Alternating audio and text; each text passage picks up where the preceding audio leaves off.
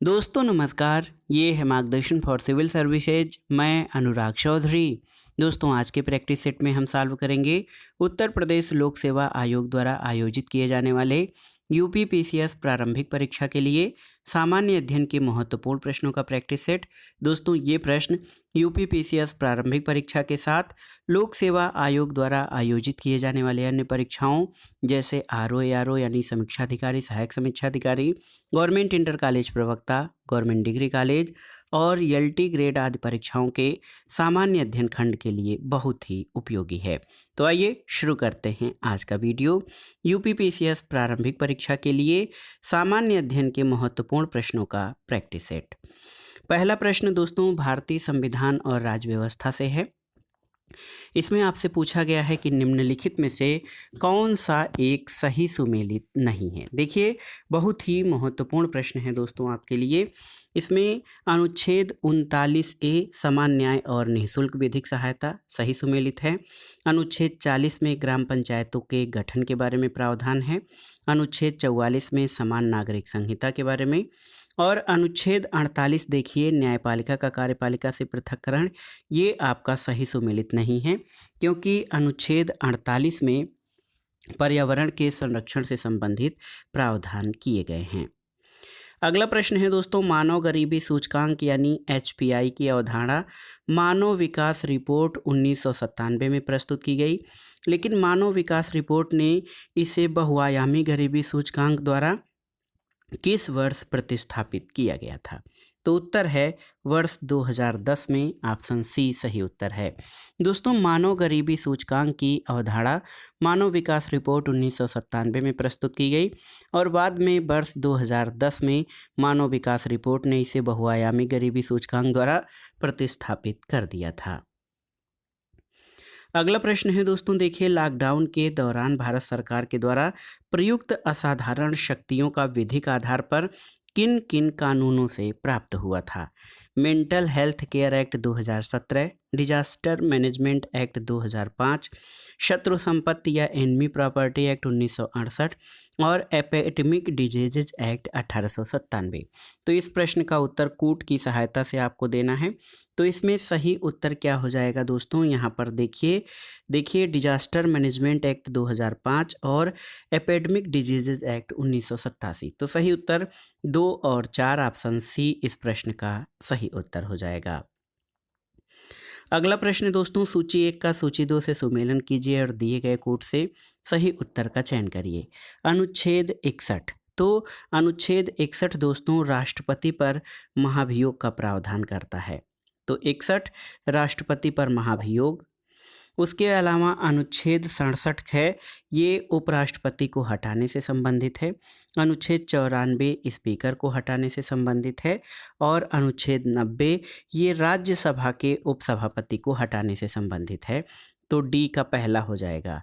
तो आप देख लीजिए सही उत्तर ऑप्शन सी हो जाएगा 2, 3, 4 और 1।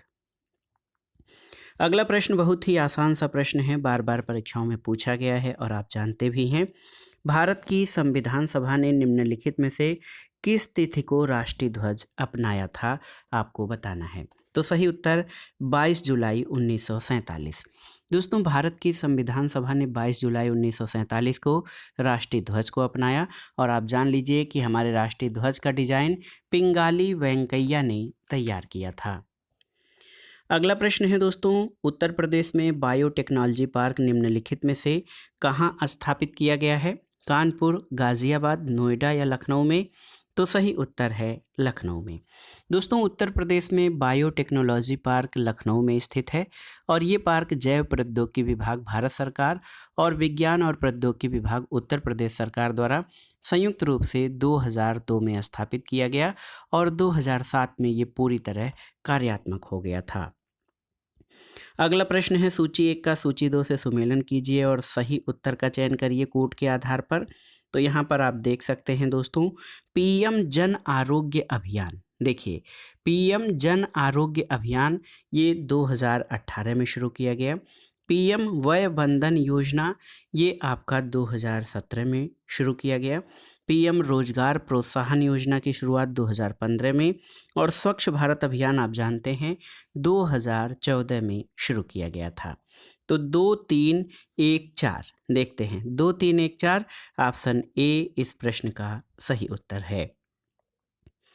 अगला प्रश्न है, निम्नलिखित में से कौन सी एक प्राकृतिक रूप से वायुमंडल में पाई जाने वाली ग्रीन हाउस गैस नहीं है। देखिए, nitrogen oxide, carbon dioxide, methane और ओजोन। तो सही उत्तर है नाइट्रोजन ऑक्साइड। दोस्तों, नाइट्रोजन ऑक्साइड जो है ये प्राकृतिक रूप से वायुमंडल में पाई जाने वाली ग्रीन हाउस गैस नहीं है। इसके अलावा ओजोन, मीथेन और कार्बन डाइऑक्साइड ये प्राकृतिक रूप से वायुमंडल में पाई जाने वाली ग्रीन हाउस गैसें हैं। अगला प्रश्न है, निम्नलिखित में से कौन सा कथन खुदरा व्यापारियों और दुकानदारों और स्वरोजगार वाले व्यक्तियों के लिए राष्ट्रीय पेंशन योजना के बारे में सही नहीं है। पहला है कि 18 से 40 आयु वर्ग के लोग इसके पात्र हैं, उनका वार्षिक लेन देन 1.5 करोड़ से अधिक न हो, राष्ट्रीय पेंशन योजना के सदस्य इसके पात्र हैं और इसके अंतर्गत रुपया 3,000 का मासिक पेंशन सुनिश्चित है। तो आपको बताना है कि इसमें से कौन सा कथन सही नहीं है। तो ऑप्शन ए आपका सही नहीं है। 18 से 40 वर्ष आयु वर्ग के लोग इसके पात्र हैं। तो दोस्तों, सरकार ने व्यापारियों, दुकानदारों, खुदरा व्यापारियों और स्वरोजगार में लगे व्यक्तियों के महत्वपूर्ण योगदान को देखते हुए व्यापारियों और स्वरोजगार में लगे व्यक्तियों के लिए राष्ट्रीय पेंशन योजना को मंजूरी दी है और ये 18 से 40 वर्ष की आयु के व्यापारियों के लिए एक स्वैच्छिक और अंशदायी पेंशन योजना है। तो आप जान लीजिए, 18 से 40 आयु वर्ग के लोग इसके पात्र हैं, तो केवल व्यापारी ही इसके जो हैं लाभार्थी हैं, पात्र हैं। तो इसलिए ऑप्शन ए आपका सही नहीं होगा। अगला प्रश्न है दोस्तों, पारिस्थितिकी संक्रमण। देखिए, इकोलॉजिकल ट्रांजिशन अवधारणा का सबसे पहले प्रयोग किसके द्वारा किया गया? एल्टन, बेनेट, बर्कले या रैटजेल। तो सही उत्तर है पारिस्थितिकी संक्रमण अवधारणा का सबसे पहले प्रयोग बेनेट के द्वारा किया गया। ऑप्शन बी आपका सही उत्तर है। अगला प्रश्न है दोस्तों, निम्नलिखित घटनाओं पर विचार कीजिए और उन्हें कालक्रमानुसार व्यवस्थित कीजिए। देखिए, आप देखिए नाबार्ड की स्थापना कब हुई थी? तो नाबार्ड की स्थापना दोस्तों 1982 यानी 82 में हुई थी। स्वयं सहायता समूह का बैंक लिंकेज कार्यक्रम 1992 में शुरू हुआ था।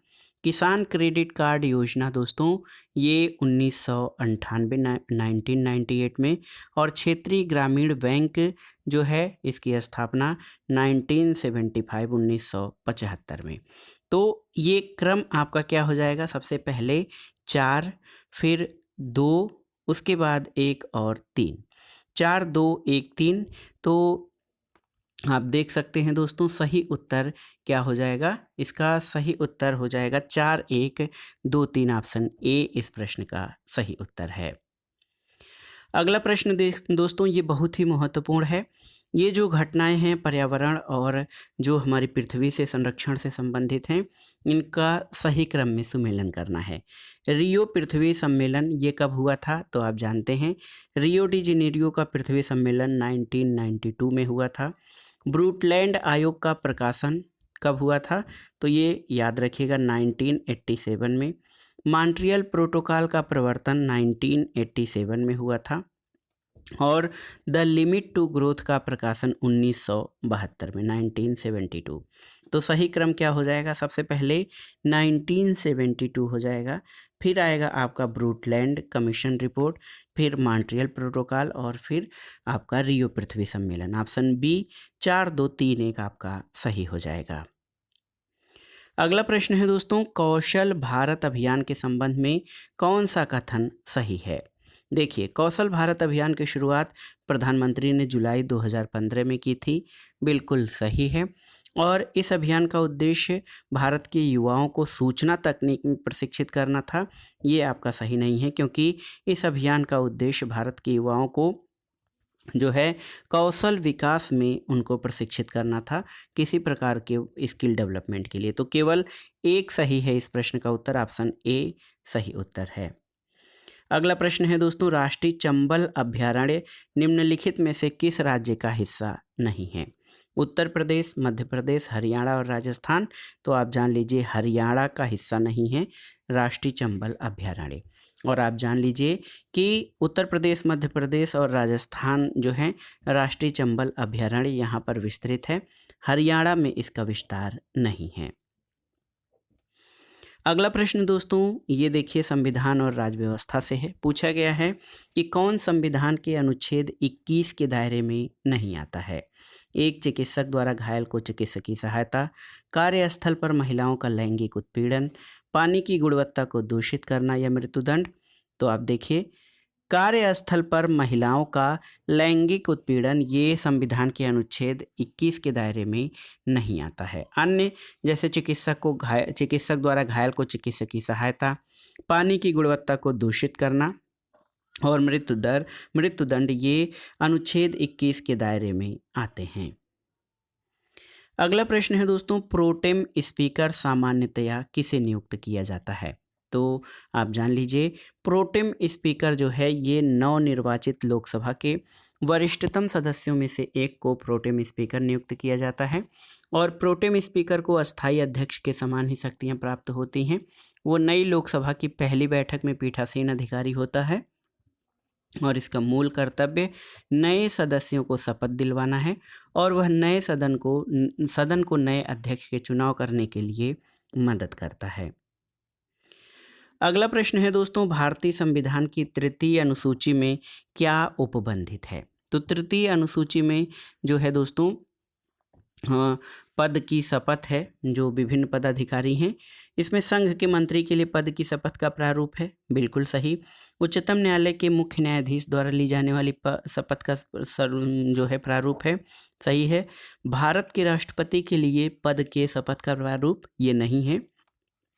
और संसद के सदस्य द्वारा ली जाने वाली शपथ का प्रारूप। तो 1, 2, 4 आपका सही हो जाएगा। 1, 2, 4 देखिए क्योंकि दोस्तों अनुसूची जो तीसरी अनुसूची है उसमें राष्ट्रपति के लिए पद के शपथ का प्रारूप नहीं है, अन्य पदाधिकारियों के लिए उसमें प्रारूप है।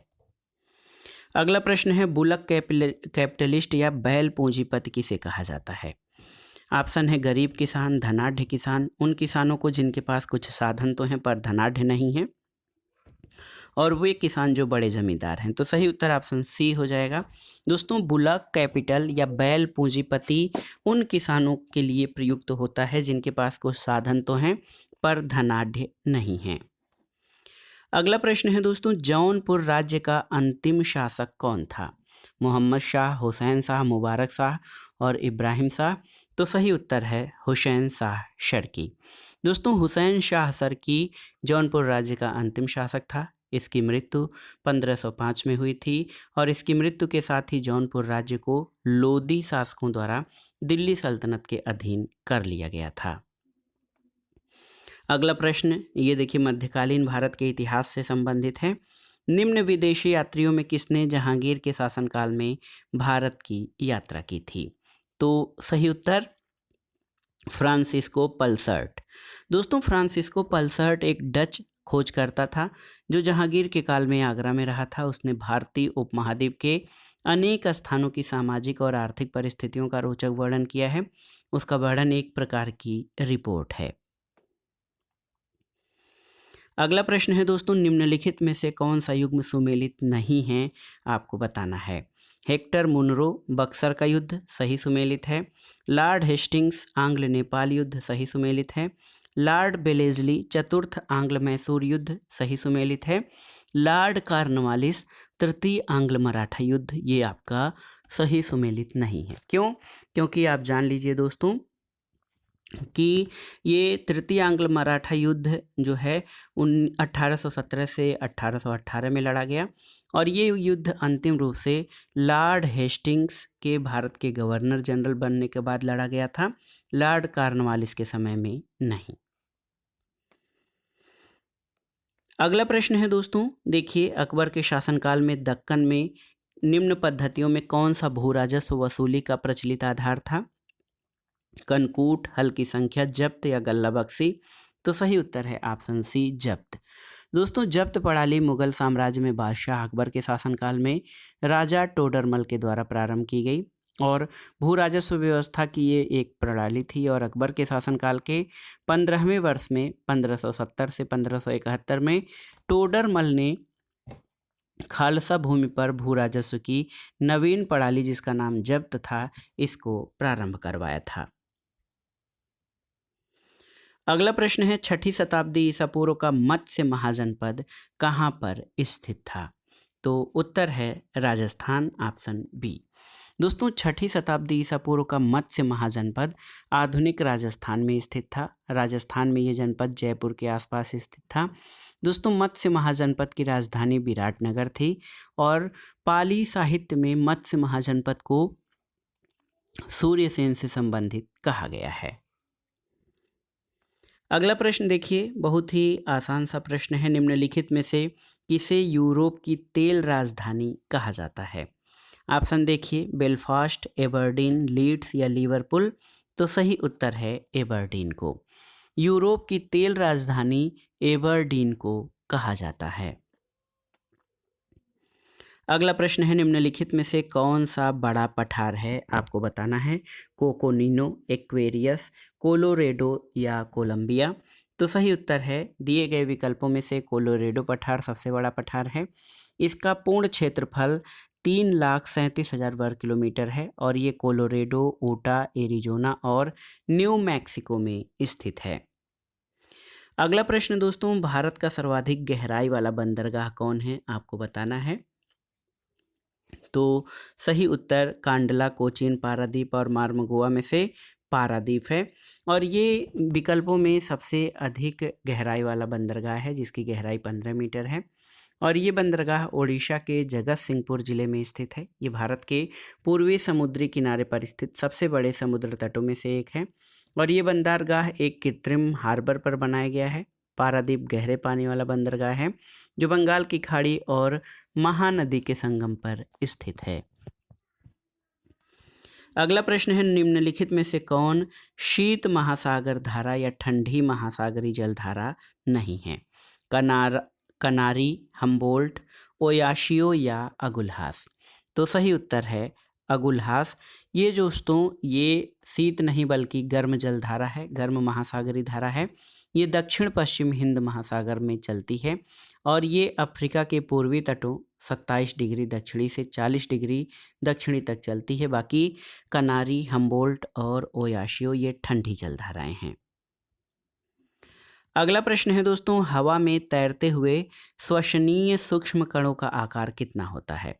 तो हवा में तैरते हुए श्वसनीय सूक्ष्म कणों का आकार 5 माइक्रोन से भी कम होता है। ऑप्शन डी आपका सही उत्तर है।